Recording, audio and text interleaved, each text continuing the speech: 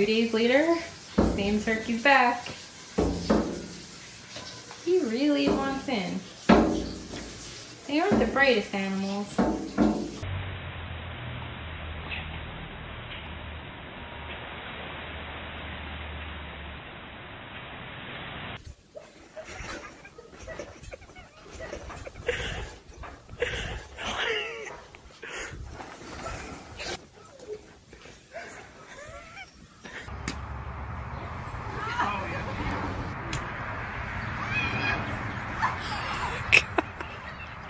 I got America's funniest video.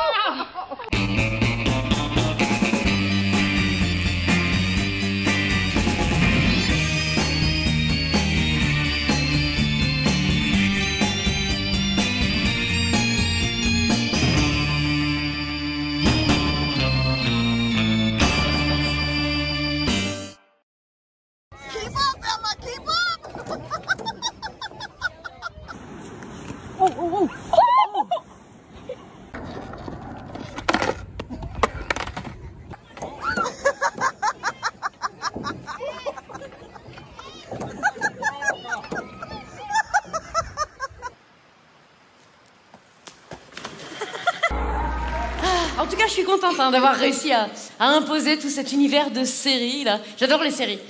Moi, je trouve que les séries, eh ben, c'est un moyen d'explorer, tu vois, d'aller à la rencontre d'autres univers. Comme la drogue, mais en moins cher. J'adore les séries. Moi, quand j'ai besoin de m'extraire un peu du monde, je regarde cette série américaine, mondialement connue, diffusée dans le monde entier et qui aborde des problématiques sociétales extrêmement modernes. J'ai nommé La Petite Maison dans la prairie.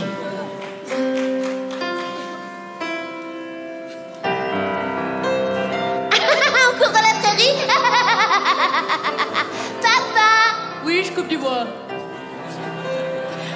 Chérie, j'ai fait une tarte. J'ai que ça à foutre.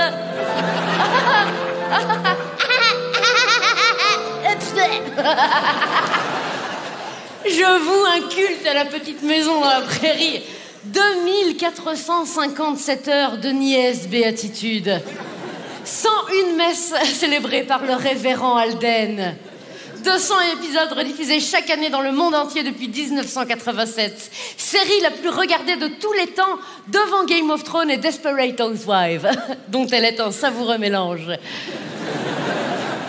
Quand le monde va mal, une solution, La Petite Maison dans la prairie. Moi, je pense, ok, que le monde se divise en deux catégories. D'un côté, ceux qui n'ont jamais regardé un seul épisode, n'hésitez pas à manifester. À vous manifester. Oh, les pauvres. Et je dis à vous manifester parce que manifester pour ça, ça sert à rien. Oh, non, jamais regardé un seul épisode de La Petite, c'est beaucoup trop long. Et d'un autre côté, l'élite, dont je fais partie et qui connaît par cœur. Toi aussi, mais oui, nous sommes nombreux. On connaît par cœur tous les épisodes, bien sûr, je connais par cœur tous les épisodes. Je peux vous dire de quel épisode il s'agit rien qu'aux toutes premières images. Je peux vous dire de quel épisode il s'agit rien qu'à la façon dont Carrie se ramasse la gueule sur la colline. Carrie, la petite troisième de la famille Ingalls. Alors, la famille Ingalls, on les aime, y a pas de problème. On les aime globalement, on les aime individuellement. Mais, et ça c'est très bizarre, pour rien au monde, on voudrait être l'un des membres de cette famille. No, no, no. Quoi, le père, Charles, t'as envie, toi, de te lever à 4h du matin tous les matins de ta vie pour aller couper du bois? Traire les vaches, soigner les taureaux, ne jamais se tromper entre ces deux activités? Dis chérie, il y aura pas beaucoup de lait aujourd'hui. D'ailleurs, c'est pas comme ça, c'est... Enfin, ouais. Hein? Repeindre les clôtures, réparer le toit, tout ça, c'est avant midi. Hein. Manger un pauvre sandwich au pain, filer travailler dans les champs, rentrer à 18h30 pour manger un ragoût dégueulasse. Et le dimanche, le seul jour où tu pourrais te reposer, mais penses-tu, tu te lèves encore plus tôt que les autres matins pour emmener tout le monde à la messe et chanter avec le révérend Alden. Non, merci. La mère, Caroline, mariée à 14 ans, mère à 14 ans et 9 mois, se lever encore plus tôt que tout le monde pour préparer le petit-déj, torcher les gosses, les envoyer à l'école, débarrasser la table, faire la vaisselle, dépoussiérer le désert culturel dans lequel elle évolue. Hein, parce qu'il n'y a rien à Walnut Grove. Il n'y a rien, il n'y a pas un théâtre, il n'y a pas une bibliothèque. Si, il y a une bibliothèque, elle est en bois, c'est Charles qui l'a fabriquée. Bon. Il n'y a qu'une étagère, il n'y a qu'un livre. La Bible!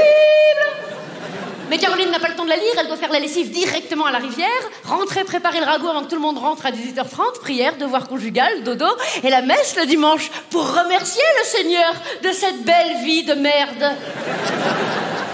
Bon, après, il y a les gosses. Leur première fille, Marie. Marie finit aveugle.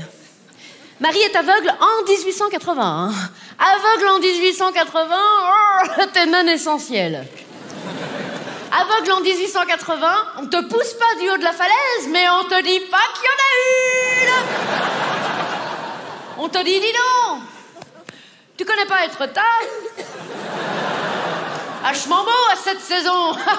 Tu feras gaffe, il y a une marche. Bon, quand même, elle se marie. Marie, elle a un môme qui finit en merguez dans l'incendie de l'école pour aveugles.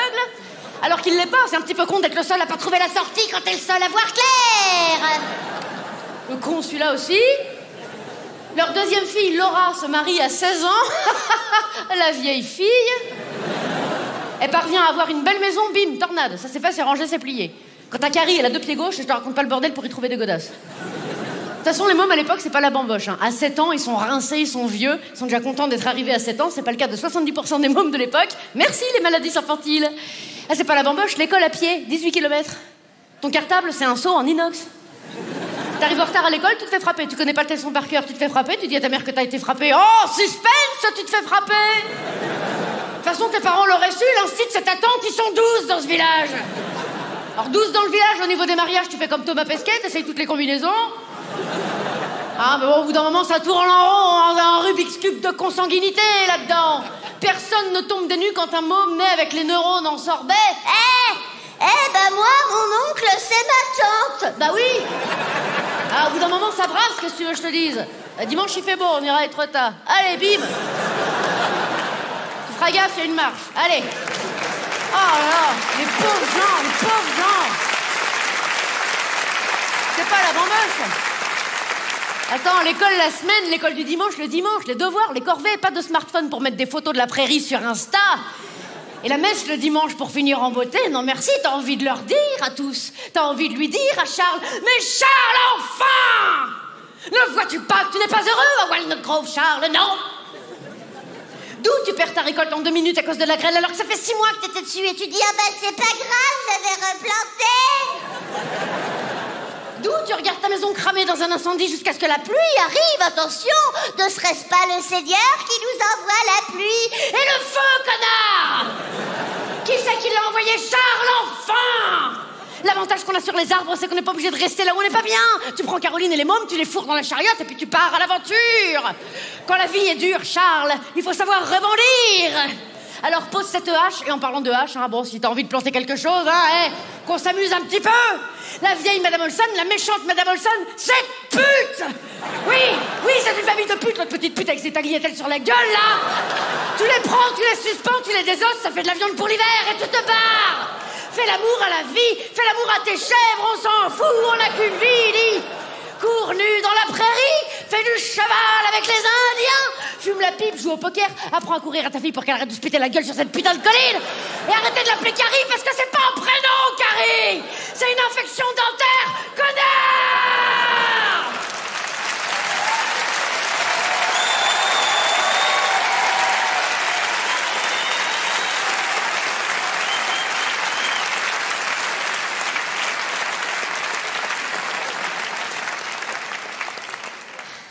Cette série me détend.